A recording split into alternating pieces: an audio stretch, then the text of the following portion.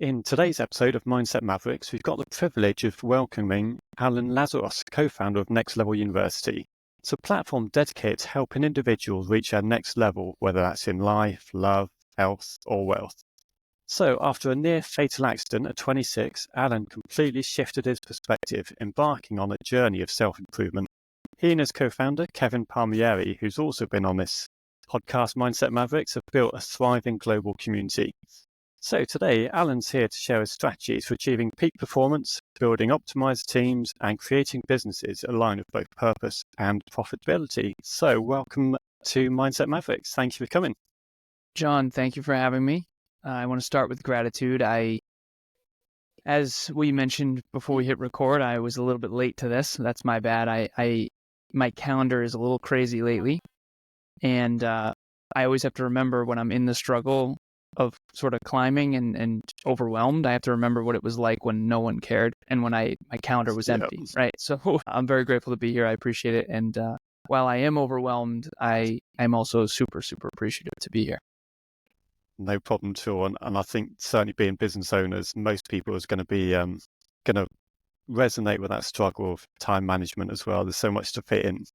And one of the things we just touched on in the intro was around this change of perspective that you had when you had this near fatal car accident. And what I'd like to ask of you really is that just to speak a bit about that pivotal moment and walk us through some of the thoughts and emotions that surfaced and led to that shift to self-improvement. Yes. The first thing to understand is hindsight is much more clear. We go through these things, and sometimes when we're in them, we don't really fully get it, and we're just trying to survive, and then later on we reflect. It's very clear in hindsight kind of what happened, and I'll give you the very, very high level because it's quite a long story. It started when I was very young, and I'm going to be 36 in November, so I'm trying to condense sort of 35 years into a very short time here. So when I was 2 years old, my father passed away in a car accident when he was 28. I had an older sister who was 6, mom 31, stay-at-home mom. My real last name is actually McCorkle. I had a stepfather named Steve Lazaros who came into my life from 3 to 14. And I playfully refer to that part of my life as Boats and BS. And it was sort of mid-90s, early 2000s .com bubble. He worked for a company called AGFA, AGFA, and they did hospital computers. So we were definitely doing very well. But honestly, most people were back then, particularly in the U.S. And so I was born in Massachusetts in the U.S. And my stepdad left when I was 14. He took 90% of the income with him, took his entire extended family with him. And that was the hardest year of my life. So 14 years old, didn't know this at the time. Consciously, I didn't. Unconsciously, I definitely did.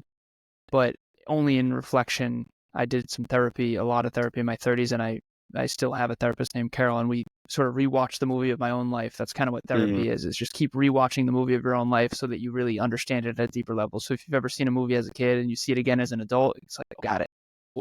14, hardest year of my life, hands down. Stepfather leaves, takes his entire extended family with him. Haven't seen a single one of them since. I have spoken to him a little bit on Facebook Messenger, but not much. That same year, sister moves out with her older boyfriend. Same year, my mom gets in a fight with my Aunt Sandy, her sister, and my Aunt Sandy ostracizes us from that side of the family. And I still, to this day, have only seen 2 people from my mother's side. Only 2. Yeah. And one of them I only saw once. So, kind of lost 3 families by the time I'm 14 because we didn't really associate with the McCorkles much once we became sort of the Lazaroses. So I've since reconnected with the McCorkles, but it was never, we're never super, super close. So there's 4 trauma responses: fight, flight, freeze, and fawn. And when I was 14, about to be a freshman in high school, I became, and this is only clear in hindsight, fawn is appease. It's the one I didn't know. You appease, you contort yourself. So I definitely had some unconscious abandonment issues after that. And I did everything I could, sort of Good Will Hunting. If you've ever seen the movie, he has like friends that are super loyal but are nothing like him. It was kind of like that for me, and I just did anything I could to not lose more people. So I became this sort of social coward who was this weird sort of esoteric semi-genius who didn't really speak his mind and just was sort of a social fit-in, just try to contort yourself to fit in. But behind the scenes, it was definitely my trauma response was fight. Aim higher, work harder, get smarter. Yep. Aim higher, work harder, get smarter. Aim higher, work harder, get smarter. And I mean, to a drastic extent. So I got straight A's through all of high school. I got what's called the President's Award. It's behind me, signed by George W. Bush. And I got all the scholarships and financial aid that I possibly could. I got into my dream college because when my stepdad left, I went from I hope I get in, BPI, Worcester Polytechnic Institute. It's like a mini MIT in Massachusetts. And it was $50,000 a year. And this is back then. So I went from I hope I get in to even if I do get in, I don't know how I'm going to go. So I got all the scholarships and financial aid that I could. I got in. I got my computer engineering degree. I got my master's in business. I was off to the races. Now it's the 21st century. It's 2011, 2012, 2013, 2014. And the economy's coming back after 2008. And I'm a computer engineer with an MBA. So I went from a broke high school student, college student to 65 to 85, 85 to 105, 105 to 125, 125 to almost $180,000 a year. And I'm used to going without, so I didn't need much. My apartment was $500 a month. I split it with my girlfriend at the time. We lived on a lake. I drove a 2004 Volkswagen Passat. I bought in $5,000 cash. I paid off $84,000 worth of college debt in a single year. Wow. I had $150,000 in a Vanguard account with all different stocks and tech companies mostly. But I didn't need much because I was so used to going without after my stepdad left. When he left, he got the yacht and the apartment building. We got the house and the dog. And we went from boats and ski trips and snowmobiles and to basically my mom trades in her BMW for a little Honda Civic. Now I get free lunch at school because our income is so low type of thing. We weren't going to starve by any means, but it was definitely not abundance whatsoever. And so then I get in my car accident.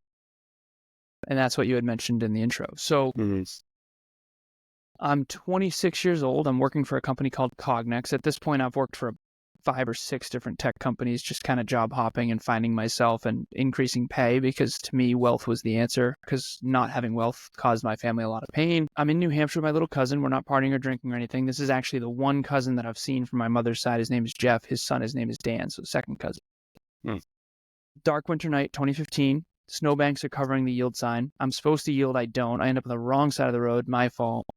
I look up from the GPS and I see the brightest lights I'd ever seen right in front of me, what I thought was a Mack truck. 2 things saved my life. The first one is it was not a Mack truck. It was a lift-kitted pickup truck, like a big lift kit. A lot of those in New Hampshire. Second thing, 2004 Volkswagen Passat. Thank you, Volkswagen. This car, I used to call it, it's a steel German-engineered car. I used to call it the tank. I actually called it the tank. And the whole front end was completely smashed in, but the frame stayed. And the airbags deployed, so physically we were okay. He hurt his knee on the airbag, I hurt my face on the airbag, but physically we were all right. But it was not a fender bender. I mean, this rattled me to my core. Yeah. And so I'm 26. My dad died in a car when he was 28. And I'm sitting there going, this is the second chance my dad never got. And at this point, and I didn't know it at the time, it's only obvious in hindsight, I was deeply unfulfilled. Yeah, I was an achiever. Yeah, I was improvement-oriented. Yeah, I was an academic. Yeah, I was very smart and somewhat gifted. In hindsight, that's very clear. But I drank too much and too often. I had high school friends and college friends and corporate friends. And my paradigm was achievement, friends, and fun. And I was externally successful, but deeply unfulfilled internally. And I was certainly not reaching my potential. I was drinking too much and too often. Cognex's motto, the company I worked for, Industrial Automation Equipment, their motto was work hard, play hard. I used to say work hard, play harder. I'm ashamed to say that. My mom and stepdad used to party, and that's a polite way to put it. And so I did too. I didn't realize that I'd take a lot of that on. And it's really cool to party in college. And then after that, it's like, what are we doing here? But anyways, so car accident gave me all the perspective in the world. All the regrets flooded me. What was the point? Did I matter? Would my birth father be proud of me? Did I almost just have the same thing happen to me? Questioning everything. Am I around the right people? Am I doing the right things? Did I pick the right career? These existential questions that we all need to be asking, but sometimes we don't when we're just on autopilot, right? I faced mortality, and after that, it was definitely the metaphorical existential crisis of Phoenix burned down, rise anew from the ashes metaphor. And after that, I found self-improvement. And that was almost 10 years ago. And I was obsessed with self-improvement. Fitness coach, fitness model, fitness competitor, every book I could get my hands on, I was obsessed with self-improvement. And I quit drinking, I quit all partying, I quit, I basically just focused on personal development and personal growth. I went past broke, actually. I started my own company.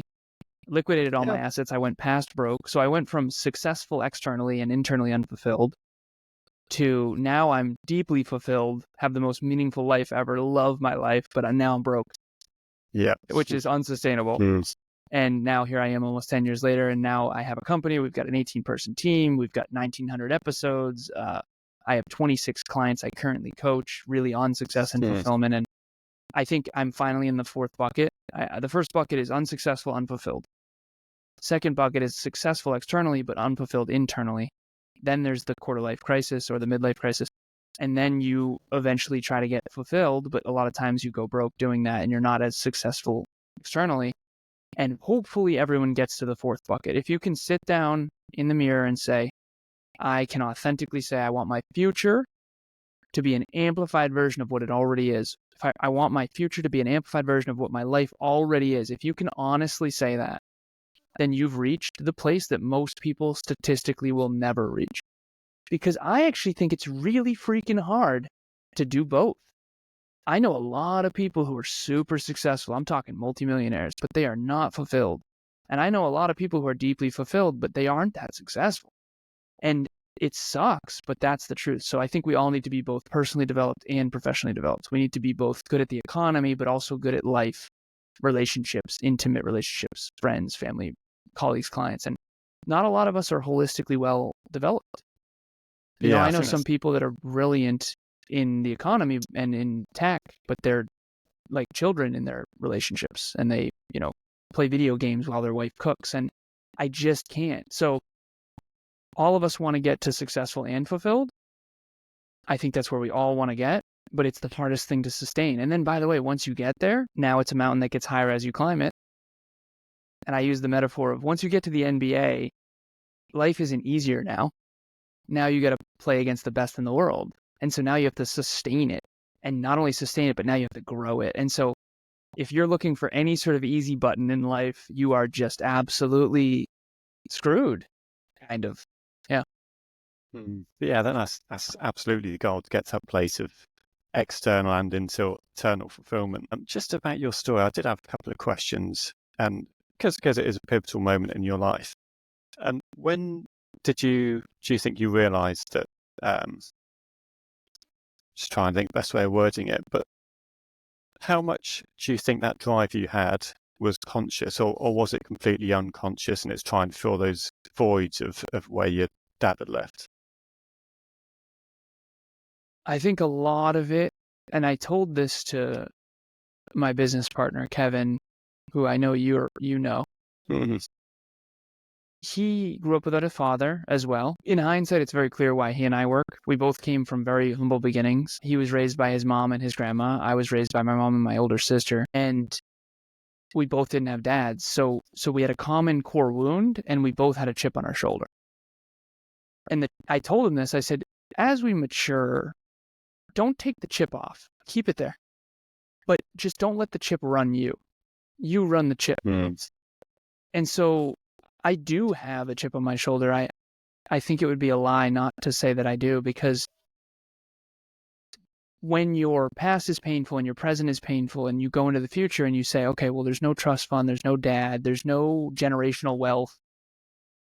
Some people really do. Like, honestly, I need to make this clear. Some people have generational wealth. They don't even, I know people that don't even have to do anything, really, honestly.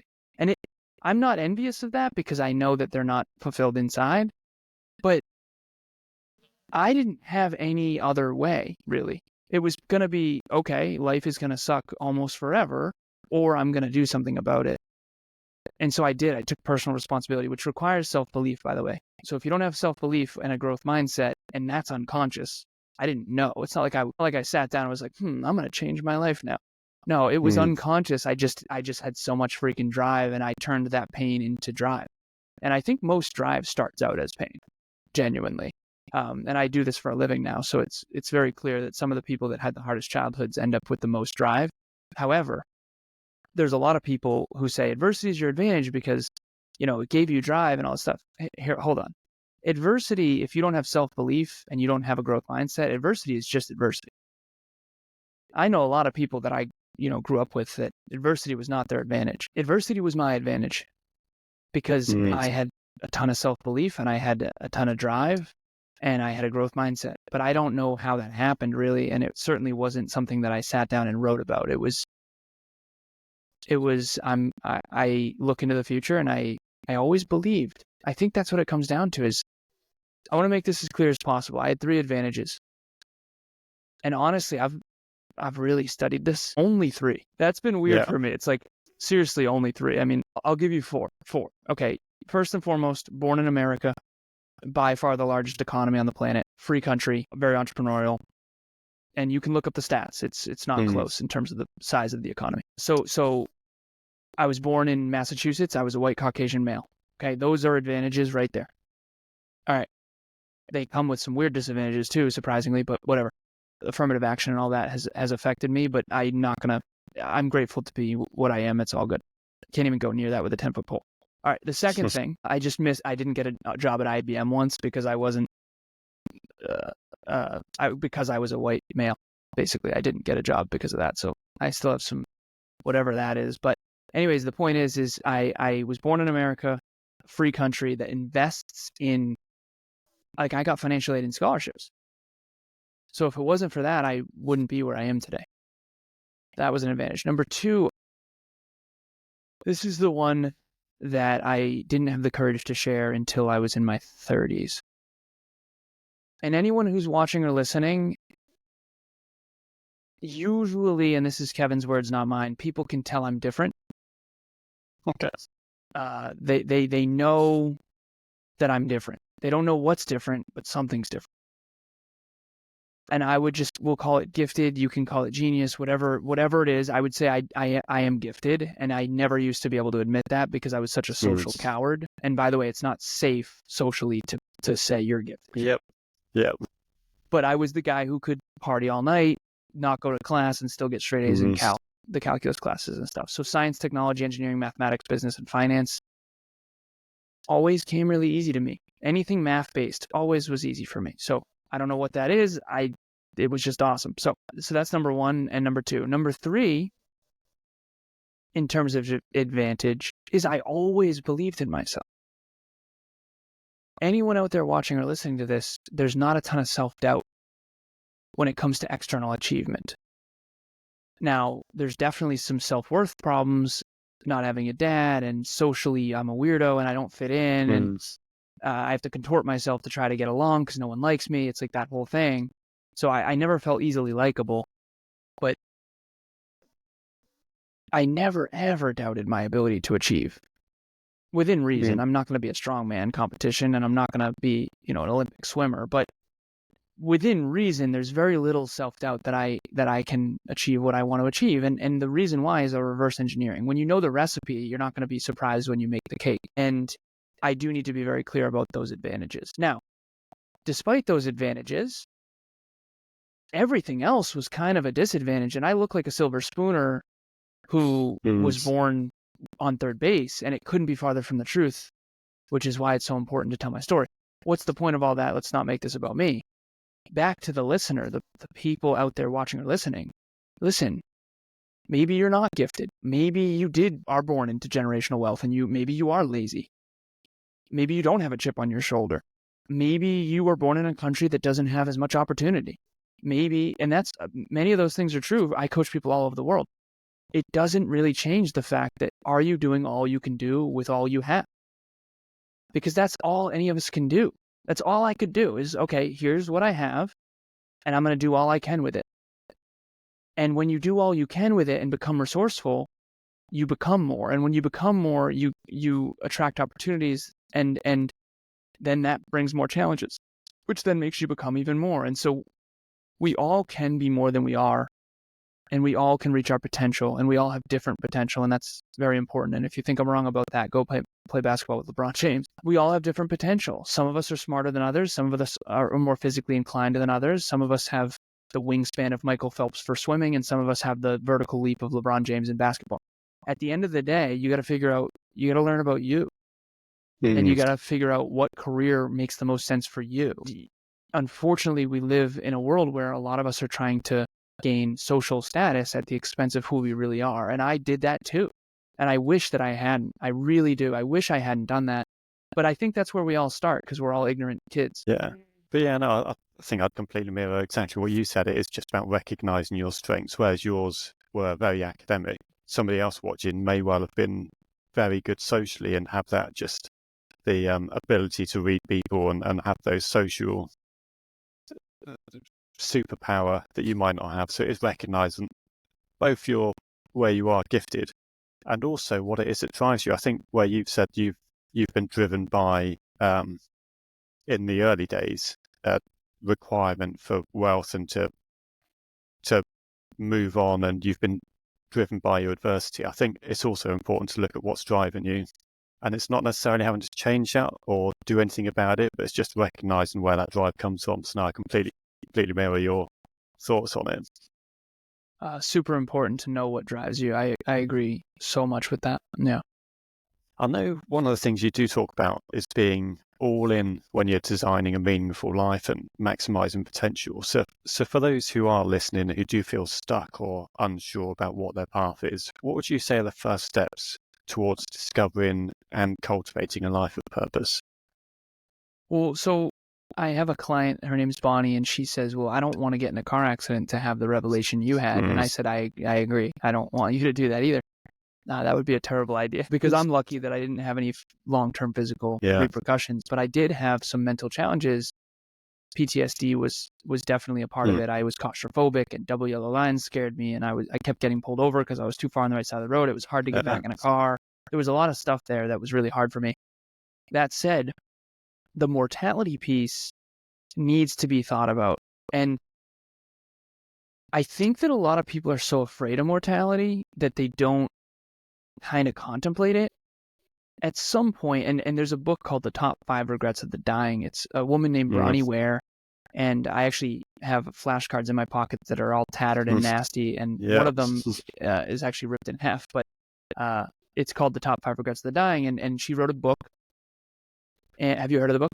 I have, yeah. It's not one I've read yet, but yeah, I've definitely heard of it. Okay, nice. Yeah, so Bronnie, I actually had a chance to interview her, which was really cool. This is 4 years after my car accident, and I fanboyed hard on that episode. I'm a little embarrassed. But ultimately, The Top 5 Regrets of the Dying is a philosophy where she worked in hospice for 8 years with terminally ill patients, and all of them were reflecting on their life. And they all said, I wish, I wish, I wish. And she noted that she saw the same regrets coming up over and over and over again. And mortality motivation is a thing. It's the number one regret of the dying is I wish I had lived a life true to myself and not what others expected of me. Number 3 on the list is I wish I had the courage to express my true feelings. I had to, on this podcast, I had to stop myself from not sharing the gifted part. I was so scared to share that. You're not supposed to share that socially. It's like, oh, you're genius, man.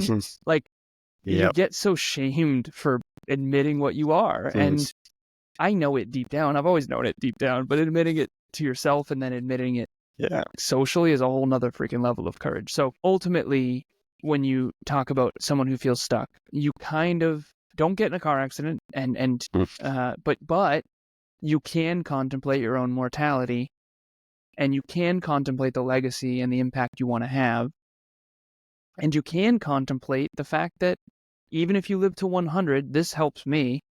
I'm a math guy, so this helps me tremendously. Even if you're fortunate enough to live to 100 years, which is totally doable in the 21st century, that's 36,500 days. And this is a good metaphor for people. I usually say this in my speeches. I say, if you only had $1,500 in your bank account and you could never make another dollar, how carefully would you spend that money? And here we are giving our days to a bunch of persons, places, things, and ideas that just aren't meaningful. If I could go back in time, I would say, Alan, stop. Stop wasting precious time and effort on these relationships that are not good for you. These are not good uses of your time. And if I didn't do that, I wouldn't have learned that. Listen, yeah, just because you extrapolate value from a terrible experience does not mean you didn't make terrible choices. We all make bad choices. Every teenager makes bad choices. Teenagers are dumb. Yes, me included. So you just have to get smarter through experience. And you can't justify your poor choices by saying, well, everyone makes poor choices, or, well, I wouldn't have learned that if I didn't do that. No, you got to look yourself in the mirror and say, okay, I am making terrible choices and I need to change that. Now, I'm not going to be perfect and I'm not going to try to be perfect, but there are better choices. Statistically speaking, if you smoke cigarettes for 30 years, you're statistically likely to get cancer. So you should stop smoking. That's just logic. Now, actually doing that can be much more challenging, and that's a whole nother rabbit hole. I always say this in coaching. I say anyone can teach you how to lose weight. Almost no one can get you to actually do it. Eat less, exercise more. That's the formula, but very few people can actually get you to do it, and that's where the social influences that you have come into play. And so I had the worst influences ever. I call it a 5-pointed star. Write down a star on a piece of paper and then put the 5 people you spend the most time with, either online or in person. And those are your influences. That's called your reference group. And most of your success or failure in life is going to come down to your reference group, because we're afraid of failure. We're afraid of success. We don't want to be seen as a failure by our peers. So we make sure we're at least at their level, but we don't want to be seen as so successful that we get, ostracized from the group, which, by the way, will happen. That actually happened to me, and it was painful, super painful. We all crave belonging so deeply, me in particular, because of all the abandonment in my childhood. And once you admit that, shit, that's driving me. Okay, now you can free yourself from it by facing it in advance. So mortality, face your own mortality, contemplate it, and then redesign from there, and then just start super small. I think it takes humility to start small. And then you just build and you gain momentum from there. And I think that kind of leads on to one of the other things that you certainly talk about, is about having a no bullshit approach. And it's just having those honest, sometimes quite brutal conversations with yourself. So yeah, what would you break down that no bullshit approach to self-improvement and business? How does that look for you, and what does that mean to you? The reason I'm smiling is just because you asked me questions that are scary to answer. So the courageous truth that I'm scared to share is we all lie to ourselves and to others, and you will be successful to the in the real world. There's like this, I think there's 2 worlds. There's the real world, and then there's the social world. Picture your Instagram versus your real life. They're not the same thing, not even close. Neither is mine. Okay. So there's the social world with vanity metrics, what car you drive, what home you live in, what your job title is. I remember when I told people I was an engineer. Oh, you're an engineer? And then you say you're a podcaster, like, okay, right. And then eventually you're a successful podcaster. And now they're like, oh, you're a podcaster? It's funny. So at the end of the day, you have in real life, like the real life, if you care about actual fulfillment, you have to stop with the vanity metrics. It doesn't mean they're not there, like 1 million listens and 1,900 episodes and 18-person team and 26 people on my, like, there needs to be some level of credibility, right? The degrees behind me, like it works. It needs to be there. But that isn't who I am behind the scenes when no one's watching. And so the no BS thing, there's 3 types of lies. You can study lies. There's you inflate, deflate, or you omit. So inflate is embellish. I did a marathon in 3 hours, and it's a lie. You're just embellishing, making it sound better than it really is. And so many people are doing that. It's so annoying. And I've been guilty of that too, particularly men. Men embellish. Yep. Yeah, they we need to cut the shit. Jim's a good example. Yeah. It's like, what you lift? Yeah, exactly. Yeah, that's classic ones. What do you bench, John? Yeah, exactly. What do you bench? About 450. Yeah. On the reg for reps. No, it's like anytime on the golf course, you're just doing this, right? Ego bonking is what I call that. Particularly men. My goodness, just shut up. But anyway, so inflate is one way you lie. Deflate is another form of lying. I did this a ton. I'll give you one example. I was in a conversation once with someone where they said, well, Alan, these days, real estate's the only way to make real money. And I am a social coward, right? So my brain said, that's got to be the dumbest shit I've ever heard. If that was ever not true, it would be in the 21st century right now. Have you heard of tech? All of the tech companies are the top companies.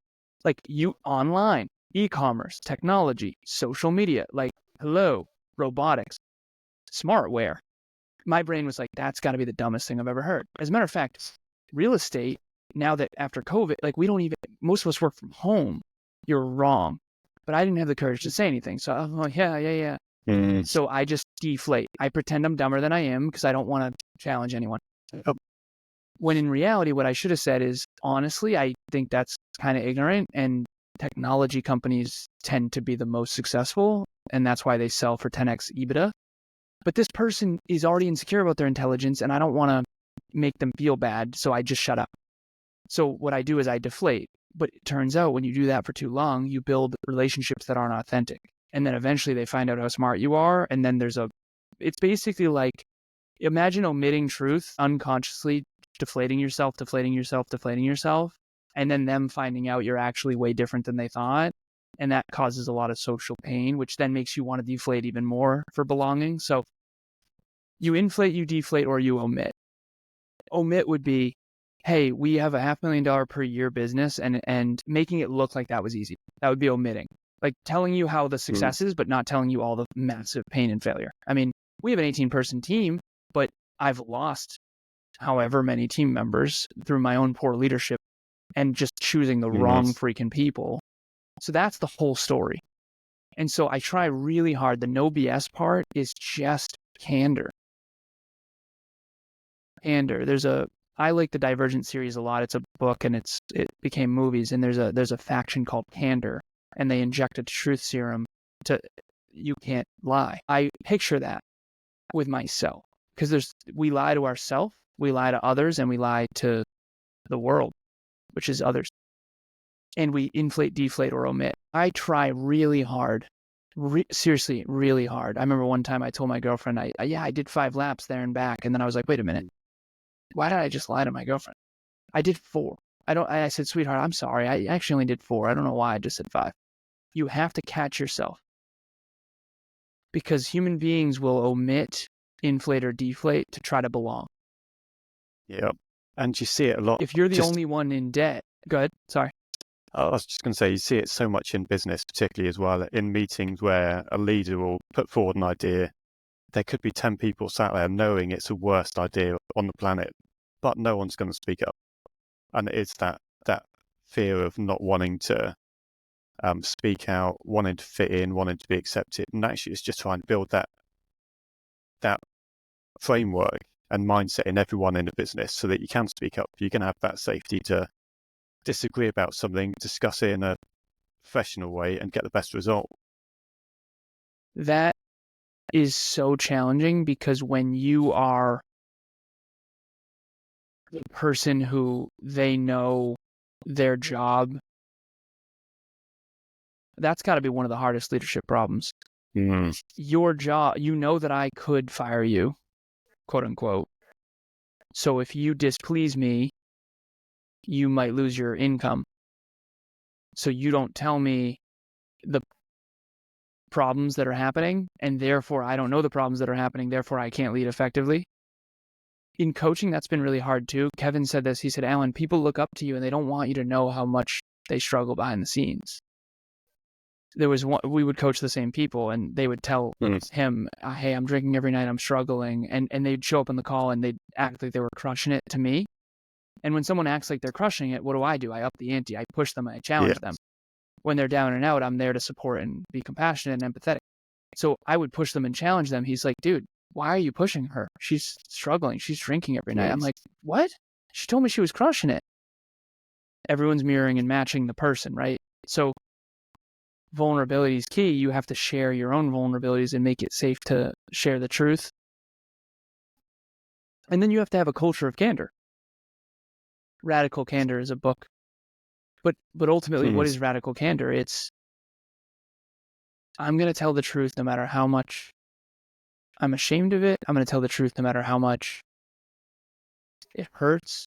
Because here's the problem with the truth. The moment you tell the truth, now you have to do something about it. And a lot of people aren't ready to face that stuff. So when I admitted I had an alcohol problem to myself and then to others, guess what? Now I have to do something about that. So it's much easier in the short term to just say, oh no, it's just, I don't have a drinking problem. I mean, what's funny is the people that I spent time with back then, they were way more alcoholics than me. Hmm. I just admitted it. Yeah. No one else even thought I had a drinking problem. But I knew I did. But that's a standard thing. So if your standard's here and you're living here, you have to admit that gap in order to get to here. And so the first step in all progress, I think, is telling the truth. It's objective truth too. And this is an engineering thing, so I don't want to be villainized for this, but I got to say it. I don't care what your opinion is. It's 9.8 meters per second squared for gravity. Like, there is an objective truth. There is. Now, you can have subjective perspectives on that truth, and you can look at it from 360 degrees or 720 degrees or whatever, all around, spherical. But ultimately, there is one optimal decision. And we live a life where no one makes the optimal decision, but you can get closer. When I say, oh, I made so many terrible decisions when I was a teenager, I don't mean compared to other teenagers. Compared to other teenagers, I actually probably made really good decisions. Compared to me at 36, I made awful choices. Compared to other teenagers, I probably made great choices, statistically speaking, right? So that's one of the problems in humanity, I think, is we don't think rationally and we don't think statistically, and therefore we can't actually get to the truth because truth is usually in the form of a number. Like, there's 39 million people in Canada and there's 110 million in the Philippines. So I always say, Canada has a ton of land and very few people, and the Philippines has very little land and tons of people. So don't go to the Philippines to buy land and don't go to Canada for a huge economy. Like, that's the definition of a poor choice. So most of us make poor choices, don't know it, don't get our dreams and goals. And in reality, it's just because we think so inaccurately and so irrationally. But no one tells us that because we're all social cowards. And just because we're talking a lot about no bullshit and having candor, but how do you balance that against alienating people and actually just having those friction in relationships, whether that is in personal relationships or business? So one of my favorite shows, I was always scared to share this too, was House MD.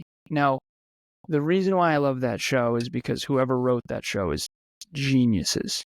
The moral and ethical dilemmas, the contemplation, the character development, it was unbelievable. It's my favorite show in the entire world. And it's built on Sherlock Holmes, and Sherlock Holmes is a genius, and he can see things and observe things and understand things that other people can't. In the House MD show, House is a dick. And when I would watch that show, I felt very seen because I feel like an asshole sometimes, when in reality, I'm just actually trying to help. And he's saving lives in the show, even though he's doing it in an approach that's a little bit abrasive. And he's also definitely emotionally immature and definitely has trauma he hasn't dealt with and drugs and all that stuff. So, and that's the drama of the show.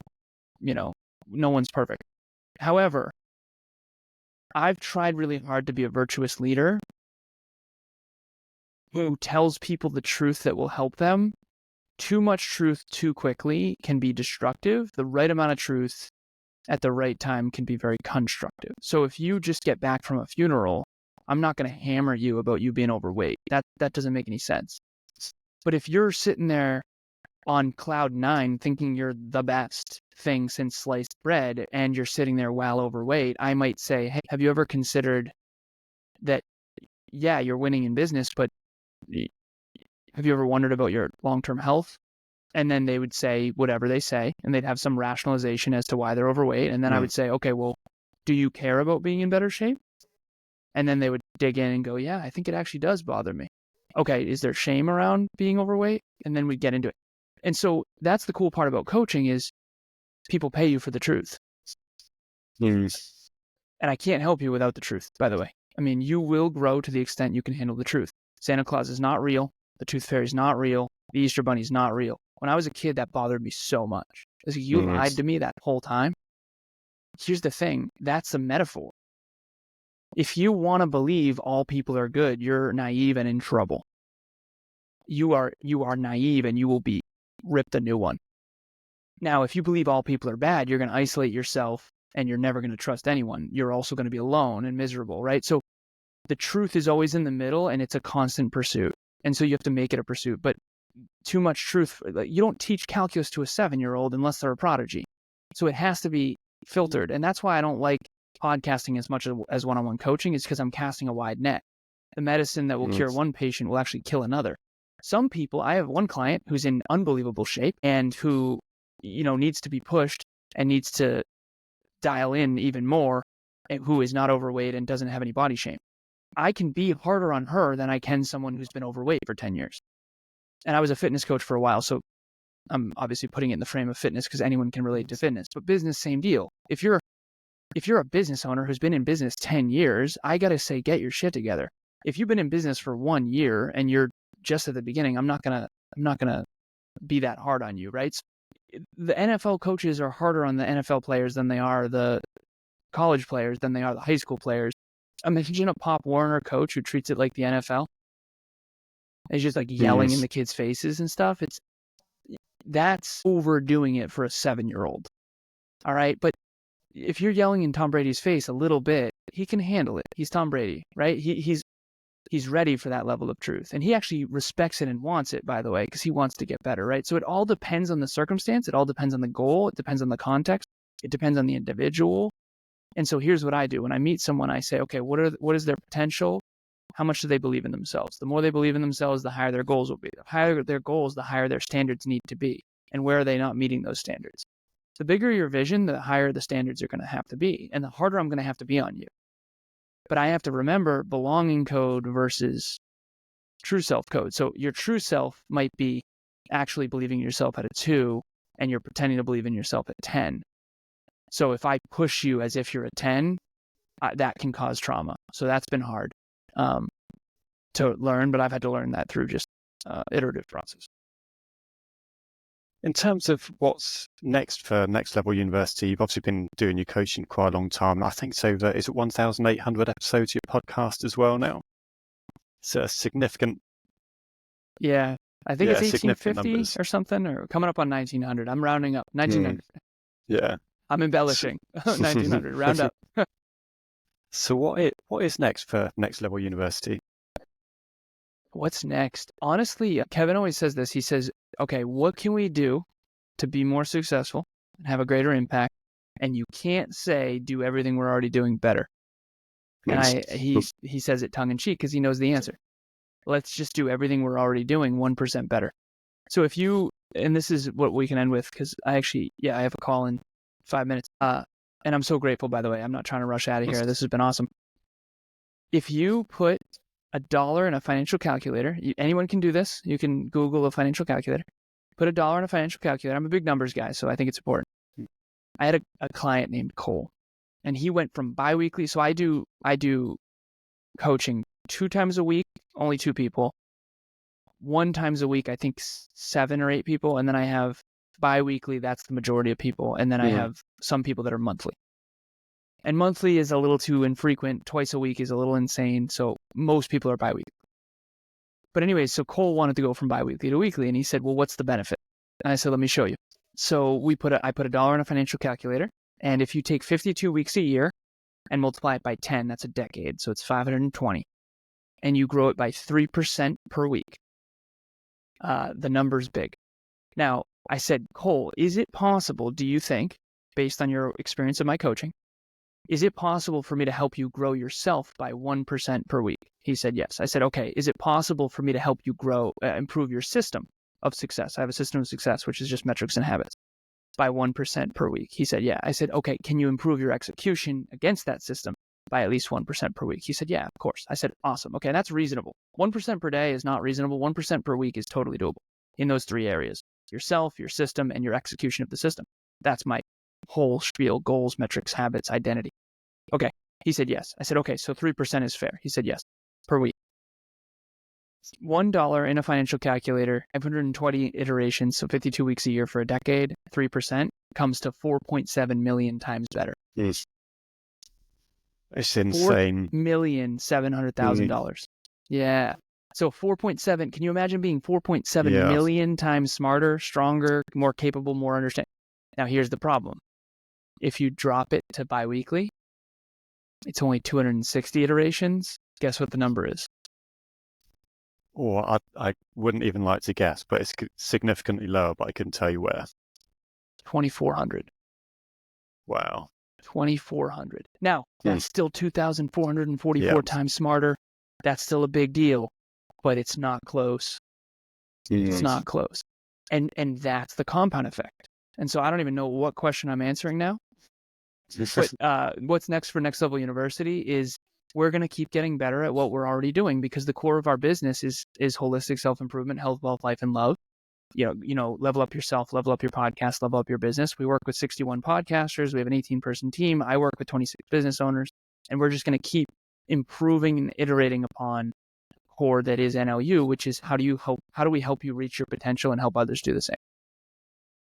Fantastic. And I think that's a great place to end it.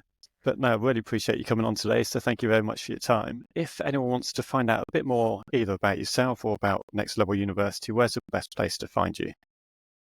You can Google my name. That's probably the easiest. Instagram, Facebook, LinkedIn. I have TikTok, but I don't really use it much. We have a website called nextleveluniverse.com.